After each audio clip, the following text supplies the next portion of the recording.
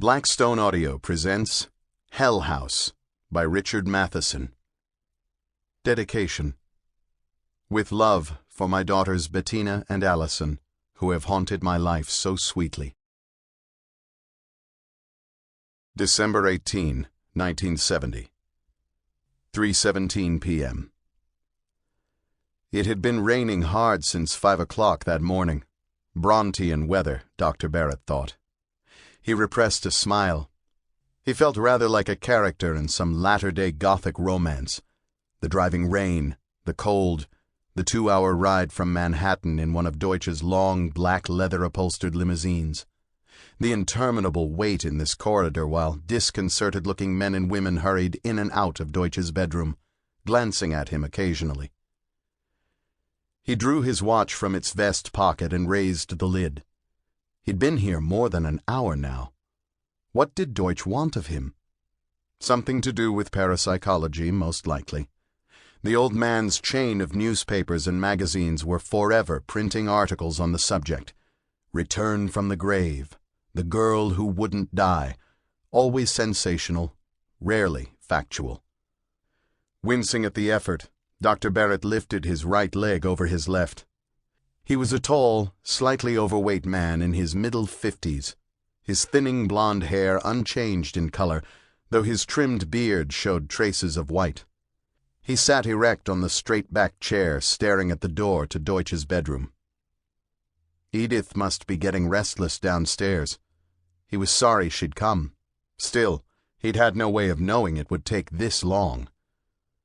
The door to Deutsch's bedroom opened, and his male secretary, Hanley, came out. "Doctor," he said. Barrett reached for his cane and, standing, limped across the hallway, stopping in front of the shorter man. He waited while the secretary leaned in through the doorway and announced, "Dr. Barrett, sir." Then he stepped past Hanley, entering the room. The secretary closed the door behind him. The darkly paneled bedroom was immense. Sanctum of the monarch, Barrett thought as he moved across the rug. Stopping by the massive bed, he looked at the old man sitting in it. Rolf Rudolf Deutsch was 87, bald and skeletal, his dark eyes peering out from bony cavities. Barrett smiled. "Good afternoon." Intriguing that this wasted creature ruled an empire, he was thinking. "You're crippled," Deutsch's voice was rasping. "No one told me that." "I beg your pardon." Barrett had stiffened. "Never mind," Deutsch cut him off. "It's not that vital, I suppose.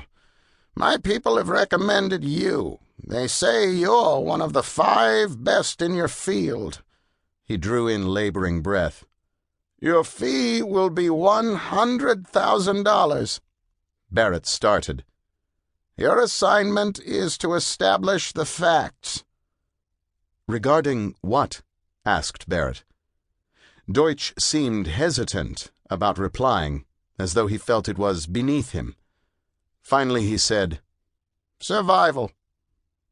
"You want me to tell me if it's factual or not?"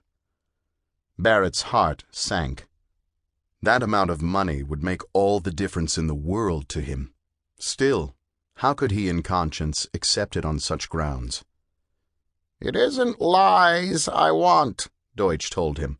"I'll buy the answer either way, so long as it's definitive." Barrett felt a roil of despair. "How can I convince you either way?" He was compelled to say it. "By giving me facts," Deutsch answered irritably. "Where am I to find them? I'm a physicist.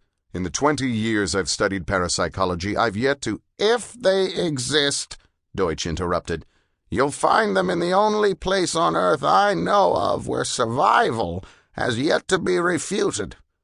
The Belasco House in Maine." Hell House? Something glittered in the old man's eyes. "Hell House," he said. Barrett felt a tingling of excitement. "I thought Belasco's heirs had it sealed off after what happened." "That was 30 years ago," Deutsch cut him off again.